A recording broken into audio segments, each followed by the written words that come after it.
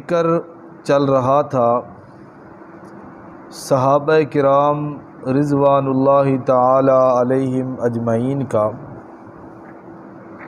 کہ اللہ رب العزت نے صحابہ کرام کے اندر یہ اوصاف اور خوبیاں رکھیں کہ کافروں پہ بڑے سخت اور آپس کے اندر رحم دل، اور اے میرے پیغمبر آپ ان کو جب بھی دیکھیں گے وہ رکوع یا سجدے کی حالت میں، مراد اللہ کی عبادت کرتے ہوئے، اور یبتغون فضلا من اللہ ورضوانا، اللہ کی عبادت کرنے کا ان کا مقصد صرف یہ ہے کہ اللہ کا فضل اور اللہ کی رضا ہمیں نصیب ہو جائے۔ قدرتی طور پر عظمت صحابہ اور شان صحابہ کا موضوع ایسا ہے کہ جب بندہ قرآنی آیات کے اندر غور و فکر کرتا ہے نا تو عجیب عجیب نکتے، عجیب عجیب باتیں عظمت صحابہ کے عنوان سے آیات کے الفاظ سے ثابت ہوتی ہیں۔ یہاں پر اللہ فرماتے ہیں یبتغون فضلا من اللہ ورضوانا، عبادتیں، رکوع، سجدے کس لیے؟ اللہ کا فضل اور اللہ کی رضا تلاش کرنے کے لیے۔ پہلی بات تو اس آیت سے یہ معلوم ہوئی کہ صحابہ کرام کی عبادات اور صحابہ کرام کی نمازیں، رکوع، سجود، دعائیں یہ اتنے اخلاص اور خشوع پر مبنی تھیں کہ صحابہ کرام کے اخلاص کو اللہ نے خود قرآن مجید کے اندر بیان فرمایا، اور ہمیشہ عبادت کے اندر اور عمل کے اندر جتنا خلوص زیادہ ہوگا، جتنی اس کے اندر اللہ کی رضا کی تلاش زیادہ ہوگی، اتنا اس عمل کی اللہ رب العزت کے ہاں قیمت اور درجہ بھی زیادہ ہوگا۔ نماز میں نے بھی پڑھی، نماز آپ نے بھی پڑھی، نماز ایک بچے نے بھی پڑھی، نماز ایک عام مسلمان نے بھی پڑھی، عشاء کی نماز اللہ کا نیک بندہ وہ بھی پڑھتا ہے۔ اب نمازیں نبی علیہ الصلوۃ والسلام نے بھی عشاء کی نماز اسی طرح پڑھی جس طرح ہم نے پڑھی، فرائض پڑھے، سنتیں پڑھی، نوافل پڑھے، وتر پڑھے، یہی طریقہ ہے۔ صحابہ کرام بھی نمازوں کا طریقہ یہی تھا، لیکن ہماری پڑھی ہوئی نمازیں، نیک لوگوں کی پڑھی ہوئی نمازیں، صحابہ کرام کی پڑھی ہوئی نمازیں اور نبی پاک صلی اللہ علیہ وسلم کی پڑھی ہوئی نماز کے اندر بڑا فرق ہے۔ کیوں فرق ہے؟ حالانکہ جتنی رکعتیں ہم نے پڑھی اتنی وہ پڑھتے تھے، جیسے قرات ہم کرتے ہیں ویسے قرات وہ بھی کرتے تھے، لیکن درجہ اور ثواب اور اجر کے اندر فرق اس لیے ہے کہ ہماری نمازوں اور ان کی نمازوں کے خلوص کے اندر اور للہیت کے اندر فرق ہے۔ جو خلوص کم ہوتا جائے گا ویسے ویسے عمل کا اجر اور ثواب بھی کم ہوتا جائے گا، جیسے جیسے خلوص بڑھتا جائے گا، نیت کا خالص ہونا زیادہ ہوتا جائے گا، ویسے ویسے عمل کا ثواب بھی بڑھ جائے گا۔ اب میں آپ کو ایک مثال دوں نبی علیہ الصلوۃ والسلام کی حدیث سے۔ نبی علیہ السلام نے فرمایا لو ان احدکم انفق مثل احد ذهبا ما بلغ مد احدهم ولا نصیفہ او کما قال۔ اللہ کے پاک پیغمبر فرماتے ہیں تم میں سے کوئی بندہ احد پہاڑ جتنا سونا اللہ کے راستہ میں خرچ کرے۔ احد پہاڑ تقریباً 9 میل لمبا چوڑا ہے، لمبائی اس کی 9 میل ہے، اتنا بڑا۔ نبی علیہ السلام نے فرمایا تم میں سے کوئی بندہ احد پہاڑ جتنا سونا اللہ کے راستہ میں خرچ کرے، اور میرا صحابی ایک مٹھ جو کی اللہ کے راستہ میں خرچ کرے، مٹھ ہو یا ایک مٹھی سے بھی کم ہو، آدھی مٹھی ہو۔ نبی علیہ السلام فرماتے ہیں تمہارا احد پہاڑ جتنا سونا خرچ کرنا اللہ کے راستہ میں میرے اس صحابی کی آدھی مٹھی جو کے ثواب کے برابر ہو سکتا نہیں۔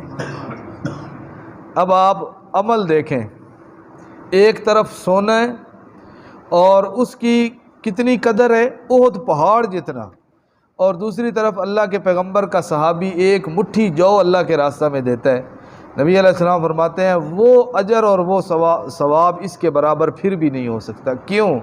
اس لیے کہ خلوص کے جس مقام پر پیغمبر کی جماعت صحابہ کرام فائز تھی، خلوص کے اس مقام تک ہم پہنچ ہی نہیں سکتے۔ تو عمل کی قیمت بنتی ہے خلوص کے ذریعے، جتنی جتنی نیت خالص ہوگی، اللہ کی رضا ہوگی، ویسے ویسے عمل بھی انسان کا قیمتی بنتا جائے گا۔ ایک تو یہ بات معلوم ہوئی، اور دوسری ایک اور غور بندہ کرے تو صحابہ کرام کی عظمت کی ایک اور بات سمجھ آ جاتی ہے کہ ہم نماز پڑھتے ہیں، ہم روزے رکھتے ہیں، ہم نوافل پڑھتے ہیں، ہم صلاۃ الحاجات پڑھتے ہیں، ہم دعائیں کرتے ہیں، ہم صدقات خیرات کرتے ہیں، یہ سارے اعمال ہم نیکیوں کے کرتے ہیں، بھلائی کے کام ہم کرتے ہیں۔ جہاں پر ہمارا مقصد اللہ کی رضا ہوتا ہے نا، اور اللہ کو خوش کرنا ہوتا ہے، وہاں پر ہمارے کچھ اپنے مقاصد بھی ہوتے ہیں۔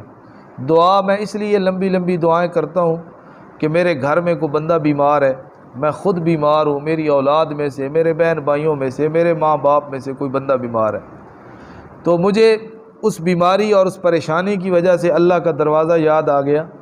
پہلے بھی میں اللہ سے مانگتا تھا، لیکن اب اس دکھ اور پریشانی کے وقت میں اپنے اس دنیاوی منفعت کو اور اس پریشانی کو سامنے رکھتے ہوئے دعا تھوڑی لمبی کر دیتا ہوں۔ نمازیں تو میں پہلے بھی پڑھتا تھا، لیکن آج کل کچھ پریشانیاں بنی ہوئی ہیں تو میں صلاۃ الحاجات بھی پڑھتا ہوں، میں تہجد کی نماز بھی پڑھ لیتا ہوں۔ نماز تو پہلے بھی پڑھتا تھا، چلو آج کل میں جماعت کے ساتھ پابندی، یعنی ہمارے کچھ دنیاوی مقاصد بھی ہوتے ہیں۔ صحابہ کرام کی نیکیوں کا، عبادات کا رب نے جہاں پر بھی تذکرہ کیا نا قرآن میں، وہاں پر کسی مقام پر اللہ نے یہ نہیں کہا کہ صحابہ، میرے پیغمبر کے صحابہ نے یہ کام کیا، یہ ان کا دنیاوی مقصد تھا، یہ ان کو دنیاوی منفعت لینی تھی، بلکہ اللہ نے صحابہ کرام کے خلوص کی انتہا کو ذکر کرتے ہوئے فرمایا یدعون ربہم بالغداۃ والعشی، وہ صبح و شام اللہ سے دعائیں کرتے رہتے تھے، ہر وقت اللہ سے مانگتے رہتے تھے۔ یا اللہ کو دنیا دولت مانگتے تھے، اقتدار، سونا چاندی مانگتے تھے؟ اللہ کہتے ہیں نہیں، جب بھی وہ دعا کرتے تھے یہی کہتے تھے یا اللہ تو راضی ہو جا۔ دنیا کی چیزیں نہیں مانگتے تھے، یریدون وجہہ، اللہ کی رضا مانگتے تھے۔ یہاں پر بھی اللہ نے کہا یبتغون فضلا من اللہ ورضوانا، ان کا رکوع سجدے کی حالت میں ہونا، ہر وقت نیکی اور اطاعت کے کاموں میں لگے رہنا، یہ کس لیے تھا؟ اللہ کے فضل اور اللہ کی رضا کی تلاش تھی۔ اللہ فرماتے ہیں سیماہم فی وجوہہم من اثر السجود، ان کے چہروں میں سجدوں کے نشانات تمہیں نظر آ جائیں گے۔ ایک تو وہ سجدے کا نشان ہے نا جو آج کل ہمارے چہرے پہ ہوتا ہے، ماتھے پہ محراب بنا ہوا، یہ مراد نہیں ہے کہ صحابہ کرام کے ماتھوں کے اوپر سجدہ کر کر کے وہ کوئی محراب سا بن گیا تھا، یہ نہیں ہے۔ یہاں پر مفسرین کرام لکھتے ہیں کہ نیکی اور اطاعت کرنے کی وجہ سے بندے کے چہرے پر جو ایک اللہ رب العزت کی طرف سے نورانیت آ جاتی ہے نا، وہ نورانیت ان کے چہروں پر محسوس ہو جاتی تھی، دیکھنے والے کو نظر آتی تھی۔ بعض اوقات ہوتا نہیں ہے، بندہ کسی کو کہتا ہے یار اس کا تو شکل ہی جو ہے نا، چہرہ ہی میں نے دیکھا ہے تو ایسا مکروہ چہرہ اور کراہت اور ناپسندیدگی اس کے چہرے پہ۔ ہمیشہ جس طرح ایک بندے کو جسمانی بیماری لگتی ہے نا، جسمانی بیماری، تو اس جسمانی بیماری کا اثر انسان کے چہرے پہ آ جاتا ہے۔ جسم کے اندر خون کی کمی ہے نا تو دیکھنے والا بندہ کہے گا یار تیرے جگر کے اندر کوئی مسئلہ ہے، خون نہیں بنتا، رنگ تیرا پیلا ہو گیا ہے، یرقان ہو گئی، یعنی اس جسمانی بیماری کا اثر چہرے پہ آ جاتا ہے۔ اسی طرح انسان کی جب روح بیمار ہو تو روحانی بیماری کا اثر بھی چہرے پہ ہوتا ہے، اور روحانی تازگی اور نورانیت کا اثر بھی انسان کے چہرے کے اوپر ہوتا ہے۔ نمازی اور بے نمازی آدمی کا چہرہ برابر نہیں ہے نورانیت کے اعتبار سے، نیکی کرنے والا اور گناہ گار ان دونوں کا چہرہ آپس کے اندر نورانیت کے اعتبار سے برابر نہیں ہے، لیکن یہ نورانیت محسوس اسی کو ہوتی ہے جس کا اپنا روح تازہ ہو، جس کے اپنے دل کے اندر نورانیت اور روشنی ہو تو اسی کو یہ چیز نظر آتی ہے۔ ایک عجیب سی بات ذہن میں آ گئی کہ حضرت تھانوی رحمۃ اللہ علیہ نے لکھا ہے کہ ایک بندہ تھا، اس کو کسی نے کہا بھائی تہجد کی نماز پڑھو نا تو نورانیت آ جاتی ہے، چہرہ خوبصورت ہو جاتا ہے۔ تو اس نے نا وہ نماز تہجد پڑھنی شروع کر دی، تو اللہ تعالیٰ کی طرف سے رحمت بھی آتی ہے، اللہ تعالیٰ کی طرف سے فرشتے بھی آتے ہیں۔ تو سخت سردی کا موسم اور باہر کھڑے ہو کے نا وہ تہجد کی نماز پڑھ رہے، کمرے میں نہیں باہر۔ تو کسی نے پوچھا میاں جی تہجد کی نماز پڑھ رہے ہو تو اندر کمرے میں پڑھ لو، باہر ٹھنڈ میں کھڑا ہونے کی؟ کہتا ہے رحمت کا فرشتہ بھول نہ جائے اس کو دکھانے کے لیے میں باہر ہی کھڑا ہوں۔ تو پانی اس کو ایک دن اٹھا، پانی نہیں تھا، تو وہ کوئی برتن وغیرہ ایسا پڑا تھا جس کے اوپر کوئی سیاہی کالک لگی ہوئی تھی، تو اس کو سمجھ نہ آئی، اس نے اس کے اوپر ہاتھ مار کے اس نے وہ تیمم کر لیا، تو وہ پہلے سے زیادہ چہرہ سیاہ ہو گیا۔ تو بیوی کو کہتا ہے کہ میں اتنے دن ہو گئے تہجد پڑھ رہا ہوں، کوئی چہرے پہ نور آیا ہے؟ اس نے کہا اگر تو ہے نا نور سفید رنگ کا پھر تو ذرا بھی نہیں ہے، اور اگر ہے نا نور کالے رنگ کا تو پھر تو چہرہ دہک رہا ہے اس نور کی وجہ سے۔ تو اس نور سے، اس نشانات، سجدوں کے نشانات سے مراد وہ نشان نہیں ہے جو میرے اور آپ کے ذہن میں آ جاتا ہے کہ ماتھے کے اوپر محراب بنا ہوا ہے کالے سے رنگ کا کہ پتہ چلے یہ بندہ سجدہ کرتا ہے۔ یہاں مراد ہے صحابہ کرام کے چہروں کی بشاشت اور نورانیت ان کے حق اور سچ ہونے کی گواہی دیتی تھی۔ میں آپ کو ایک حدیث سناؤں۔ نبی علیہ الصلوۃ والسلام مدینہ طیبہ ہجرت کر کے جا رہے ہیں۔ مدینہ طیبہ پہنچتے ہیں، یہودیوں کے ایک عالم ہیں جن کا نام عبداللہ ہے، اور یہ بہت بڑے عالم تھے، اپنی کتابوں کے، پہلی آسمانی کتابوں کے ماہر عالم حافظ تھے۔ تو ان کو پتہ چلا تو یہ راستے میں کھڑے ہو گئے کہ وہ آنے والا بندہ جس نے نبوت کا دعویٰ کیا ہوا ہے، چند سوالات، چند باتیں ذہن میں لے کے آئے کہ میں ان سے یہ سوال کروں گا، اگر انہوں نے اس سوالوں کا جواب دے دیا تو پھر سمجھو وہ اللہ کا سچا نبی ہے۔ حدیث مبارکہ میں آتا ہے حضرت عبداللہ جو یہودیوں کے عالم تھے، نبی علیہ الصلوۃ والسلام کے چہرہ انور پہ نظر پڑتی ہے، چہرے کو دیکھ کے کہتے ہیں واللہ ھذا الوجہ لیس بوجہ کذاب، اس آنے والے بندے کا چہرہ بتا رہا ہے کہ یہ چہرہ کسی جھوٹے بندے کا نہیں، یہ سچے آدمی کا چہرہ ہے۔ تو نورانیت اور بشاشت دیکھنے والوں کو چہرے پر بھی نظر آ جاتی ہے۔ ذالک مثلہم فی التوراۃ ومثلہم فی الانجیل، اللہ فرماتے ہیں میرے پیغمبر کے صحابہ کی تذکرے اور مثالیں صرف قرآن میں نہیں ہیں، مثلہم فی التوراۃ ومثلہم فی الانجیل، پہلی جو آسمانی کتابیں تورات اور انجیل نازل ہو چکی ہیں، صحابہ کرام کی مثالیں اور ان کے تذکرے اللہ نے پہلی کتابوں کے اندر بھی کیے تھے۔ ایک اور مقام پہ اللہ فرماتے ہیں الذی یجدونہ مکتوبا عندہم فی التوراۃ والانجیل، اپنے پیغمبر کے بارے میں اللہ کہتے ہیں کہ میرے پیغمبر کا تذکرہ مکتوباً لکھا ہوا ہے، یجدونہ مکتوبہ، وہ پہلے علماء اس کو لکھا ہوا پائیں گے فی التوراۃ والانجیل، تورات اور انجیل کے اندر بھی۔ تو اللہ کے پیغمبر کا تذکرہ بھی پہلی کتابوں کے اندر، اور پیغمبر علیہ الصلوۃ والسلام کے صحابہ کا تذکرہ بھی پہلی کتابوں کے اندر۔ ایک واقعہ، نبی علیہ الصلوۃ والسلام کو اطلاع ملتی ہے فلاں یہودی ہے، اس کا بیٹا بیمار ہے، نبی علیہ الصلوۃ والسلام عیادت کے لیے چل پڑتے ہیں۔ اس بچے کے ساتھ نبی علیہ السلام کو کوئی انس ہوگا، کسی وجہ سے مناسبت ہوگی، تو نبی علیہ الصلوۃ والسلام عیادت کرنے کی غرض سے اس آدمی کے گھر چلے جاتے ہیں۔ تو وہاں جب دیکھتے ہیں تو بچہ غشی اور بے ہوشی کی کیفیت میں ہے، باپ اس کا یہودی ہے، پاس بیٹھا ہوا ہے، تورات کھولی ہوئی ہے، پڑھ رہا ہے۔ نبی علیہ الصلوۃ والسلام بچے پہ نظر ڈالتے ہیں، آنکھیں اس کی بند ہیں، بے ہوشی کی حالت میں ہے۔ اس کے باپ سے پوچھتے ہیں حل وجدت نعتی و صفتی فی کتابک، کیا تو نے میرا تذکرہ اپنی اس کتاب میں دیکھا ہے کسی جگہ پہ؟ تو وہ یہودی کہتا ہے لا، میں نے نہیں دیکھا۔ حالانکہ نبی علیہ الصلوۃ والسلام اور آپ کے صحابہ کا تذکرہ تورات و انجیل کے اندر ہے، اگرچہ ہم نے تورات و انجیل دیکھی نہیں، ہم نے پڑھا نہیں، لیکن جب قرآن نے بتا دیا تو اتنا پڑھنے کے ساتھ ہمیں یقین نہیں ہو سکنا تھا جتنا قرآن مجید کے اندر ذکر آ جانے کی وجہ سے ہمارے دل کے اندر یقین ہے۔ تو اس نے کہا جی لا، نہیں، آپ کا کوئی تذکرہ نہیں۔ وہ بچہ جو بے ہوش تھا نا، اس نے آنکھیں کھولی اور وہ کہنے لگا کذب ابی، میرا ابا جھوٹ کہہ رہا ہے۔ میرا ابا کیا کہہ رہا ہے؟ جھوٹ کہہ رہا ہے۔ اللہ رب العزت نے آپ اور آپ کے صحابہ کا تذکرہ اس کتاب کے اندر کیا ہے۔ نبی علیہ الصلوۃ والسلام نے کہا بیٹا جب اتنی بات جانتے ہو تو پھر مانتے کیوں نہیں؟ بچے نے کلمہ پڑھا اور مسلمان ہو گیا اور اس کی روح پرواز کر گئی۔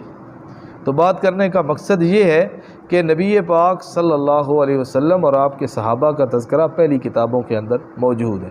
کزرع اخرج شطأہ، اب اللہ نے آخر میں ایک مثال دی ہے صحابہ کرام کی۔ اللہ فرماتے ہیں صحابہ کی مثال ایسے ہے جیسے کسان بیج زمین کے اندر ڈالتا ہے اور زمین سے باریک سوئی اور کوپل وہ بن کے باہر نکلتی ہے، پھر وہ آہستہ آہستہ مضبوطی کی طرف موٹی ہو جاتی ہے، وہی کوپل پودا بن جاتا ہے، پھر وہ تناور درخت بن جاتا ہے، حتیٰ کہ وہ اپنے جوبن کے اوپر پہنچ جاتی ہے وہ کھیتی اور وہ دانہ جو اس نے زمین کے اندر ڈالا تھا۔ جب زمین سے نکلا تھا تو باریک کوپل اور اتنی باریک اور اتنی نرم و نازک اور ملائم کہ تیز ہوا کو بھی شاید وہ برداشت نہ کر سکے، لیکن آہستہ آہستہ وہ بڑھتی گئی، جوان ہوتی گئی، مضبوط ہوتی گئی۔ فاستوى علی سوقہ، اللہ کہتے ہیں اتنی مضبوط ہو گئی کہ اس کے اوپر لگنے والے وہ پتے اور وہ سٹے اور وہ دانے، وہ اس کے نیچے تنا مضبوط ہو گیا اور وہ اس کے اوپر سیدھی کھڑی ہو گئی وہ پودا۔ اللہ فرماتے ہیں یہ مثال ہے میرے پیغمبر کے صحابہ کی۔ کیا کہ جب نبی علیہ الصلوۃ والسلام نے اسلام کی دعوت شروع کی، ابتدا میں کمزور غریب الوطن لوگ، عبادت کے لیے ان کو کوئی خاص جگہ میسر نہیں تھی، چھپ کے وہ اپنی عبادات کیا کرتے تھے۔ آہستہ آہستہ وہ ان کی تعداد کے اندر اضافہ ہوتا گیا، آہستہ آہستہ ان کی قوت کے اندر اضافہ ہوتا گیا، یہاں تک کہ پھر اب حالت یہ بن گئی کہ وہی میرے پیغمبر علیہ الصلوۃ والسلام کے صحابہ جس علاقے سے ان کو مجبور اور بے یار و مددگار ہو کے نکلنا پڑا تھا، اللہ نے اسی علاقے کا فاتح بنا دیا۔ اللہ ایک مقام پہ کہتے ہیں وَاذْكُرُوا إِذْ كُنْتُمْ قَلِيلًا، یاد کرو جب تم تھوڑے تھے، فَكَسَّرَكُمْ، پھر اللہ نے تمہیں زیادہ کر دیا۔ وَاذْكُرُوا إِذْ أَنْتُمْ مُسْتَضْعَفُونَ فِي الْأَرْضِ، یاد کرو جب تم زمین کے اندر کمزور تھے، فَآوَاكُمْ، پھر اللہ نے تمہیں اپنا ٹھکانہ دے دیا۔ یعنی ابتدا کے اندر کمزور، پھر آہستہ آہستہ تمہاری قوت شوکت بڑھتی گئی، یہاں تک کہ اسلام کی جوانی آ گئی جب نبی پاک صلی اللہ علیہ وسلم اپنے ساتھ صحابہ کو لے کے مکہ کے فاتح بن کے تشریف لائے۔ یہ اسلام کی عین جوانی کا وقت تھا۔ اب اگلی بات سمجھنے کی ہے، اللہ فرماتے ہیں جب کھیتی تیار ہو جاتی ہے نا تو کسان جا کے اپنی کھیتی کو دیکھتا ہے، او سرسبز و شاداب، دور دور تک اس کو ایک جیسے پودے اور کھیتی اور دانے نظر آتے ہیں۔ یعجب الزراع، وہ کسان اس کو دیکھ کے خوش ہوتا ہے، خوش ہوتا ہے۔ جب بندہ باہر جائے اور او دور دور تک فصل دانے بڑے اچھے ہوں تو بے اختیار بندے کی زبان سے نکلتا ہے الحمدللہ، بے اختیار بندہ کہتا ہے سبحان اللہ، بندہ خوش ہوتا ہے۔ اللہ فرماتے ہیں یہاں پر کسان کون ہے؟ میرے پاک پیغمبر صلی اللہ علیہ وسلم، جنہوں نے اس کھیتی کو تیار کیا۔ تو اس حالت کے اندر جب کھیتی پہنچی تو یعجب الزراع، میرا پیغمبر اپنے صحابہ کو دیکھ کے خوش ہو رہا ہے۔ اور اگلا جملہ اللہ کہتے ہیں لیغیظ بہم الکفار، میرا پیغمبر تو صحابہ کو دیکھ کے خوش ہو رہا ہے لیکن کافر پیغمبر کے صحابہ کو دیکھ کے غصے سے بھرے ہوئے جا رہے ہیں۔ لیغیظ بہم الکفار، جو اسلام کی کھیتی کو پھلتا پھولتا نہیں دیکھ سکتے اور جن کے دل کے اندر جلن ہوتی ہے اور کڑن ہوتی ہے کہ یہ تو تھوڑے سے تھے، یہ تو چند آدمی تھے، یہ تو دو چار تھے، آج ہزاروں اور لاکھوں میں ان کی تعداد پہنچ گئی، تو وہ دیکھ کے جل جاتا ہے۔ اللہ فرماتے ہیں جو میرے پیغمبر کی محنت کو دیکھ کے، اس کھیتی کو دیکھ کے، صحابہ کو دیکھ کے جل جائے، قرآن نے کہا الکفار، وہ کون ہے؟ کافر ہے۔ تو اس مقام پر مفسرین نے لکھا ہے کہ جس کو صحابہ کا تذکرہ اچھا نہ لگے، جس کے دل میں صحابہ کرام کی ترقی اور ان کو ان کا عروج اور ان کی قدر و منزلت دیکھ کے جو بندہ دل میں جل جائے نا، سمجھو وہ مومن نہیں ہے، وہ بندہ کون ہے؟ کافر ہے، کیونکہ اللہ کے قرآن نے کہا لیغیظ بہم الکفار، کسان دیکھ کے وہ محنتی بندہ دیکھ کے خوش ہو رہا ہے اور کافر اس کھیتی کو دیکھ کے جل رہے ہیں۔ وعد اللہ الذین آمنوا وعملوا الصالحات، اللہ فرماتے ہیں وعدہ ہے اللہ کا ایمان والے نیک اعمال کرنے والوں کے ساتھ، مغفرۃ و اجرا عظیما، اللہ نے ان کے گناہوں کو بھی معاف کر دیا اور اللہ نے ان کو اجر عظیم بھی عطا کیا۔ اللہ پاک عمل کی توفیق عطا فرمائے۔